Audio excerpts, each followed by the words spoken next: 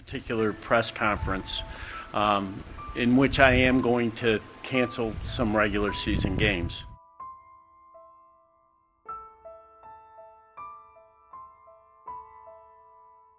I'm not gonna lie to you guys, I haven't felt this sad as a baseball fan since the 2016 World Series when Game 7 happened and my heart was ripped out of my chest. This is worse than Francisco Lindor getting traded to the New York Mets. Baseball has been canceled, and I might come across as a manic crazy person today because I'm gonna go from feeling sad and frustrated to being irate and upset because this picture right here is the culmination of everything wrong with Major League Baseball. The same man that called the World Series trophy a piece of metal is smiling as he cancels the first week of the 2022 season, and it should have been an omen last year, or a couple years ago, game number 1 of the COVID season, where he came on for an interview in Washington, and there was lightning bolts as if he was Chancellor Palpatine. It was an omen from the baseball gods that this guy was up to no good, and honestly, it is my dream to end up on MLB Network. I want to sit at that desk. I know I make cringe thumbnails, and sometimes I have bad baseball takes, but that is my goal. And after making today's video, I'm not sure if I'm ever going to have that opportunity, but I am not going to shill for a guy that does not care about the fans. He might say out loud he cares about the fans, and maybe deep down in that little dark heart of his little business-minded heart, he might actually mean it. But over the last 2 or 3 years,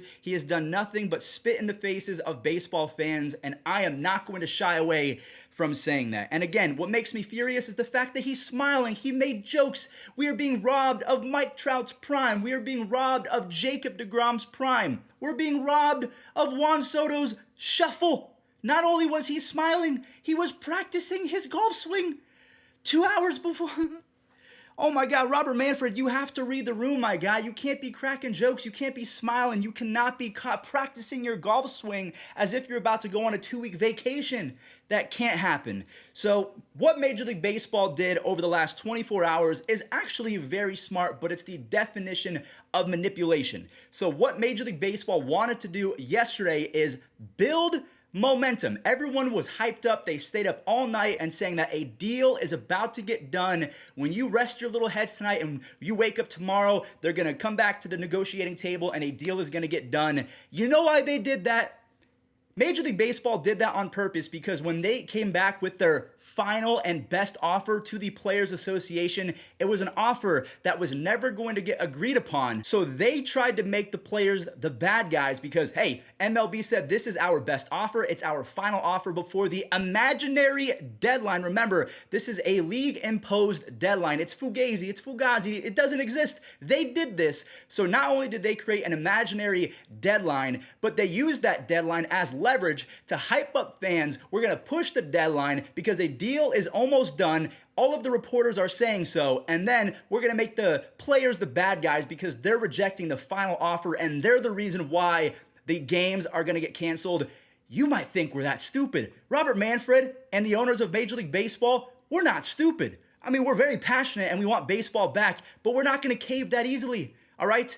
So the best and final offer from Major League Baseball was there were no changes to the CBT thresholds. It was still going to be 20 or 220, 220, and then you guys can read the rest. There was a $5 million increase on a pre-arbitration bonus pool from $25 million to $30 million. I can't even speak. To $30 million.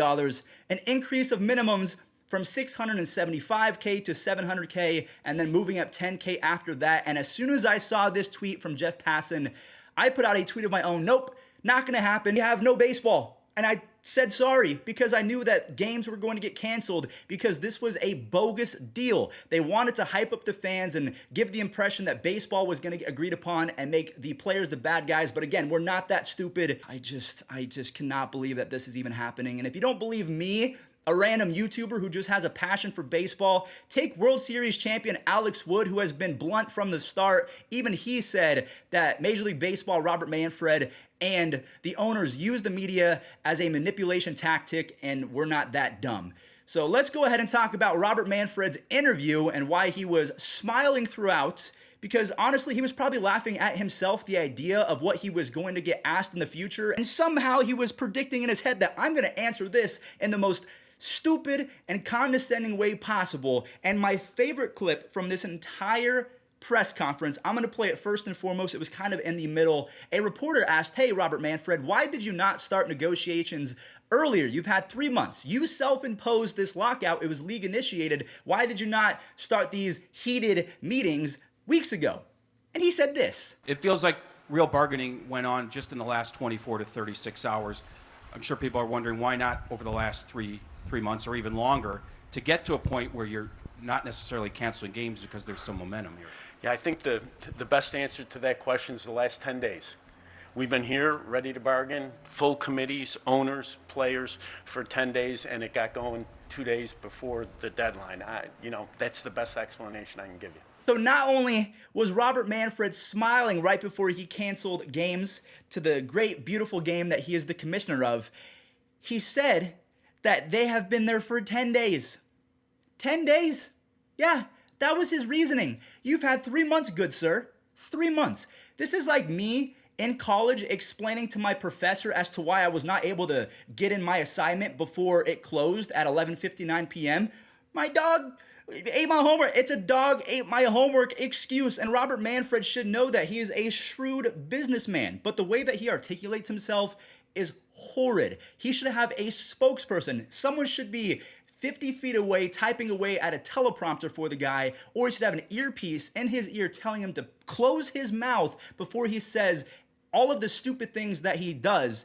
And I mean, really, I have nothing else to say aside from baseball's canceled, the fans are suffering, the players are suffering, the staff members, they're not going to have a job for the next, are they going to get repaid? No, they're not. And neither are the players. Instead of rescheduling games, they're canceling games. So that is the breaking news from today. That's all I really have to articulate on the matter. I have nothing left but pain. And the song What Hurts the Most by Rascal Flatts, it really rings true today. You know, what hurts the most was being so close, watching you walk away. All right, guys. I appreciate your patience. I appreciate you guys being willing to, be honest with yourselves and be able to see through the lies. This is blasphemy. This is blasphemy.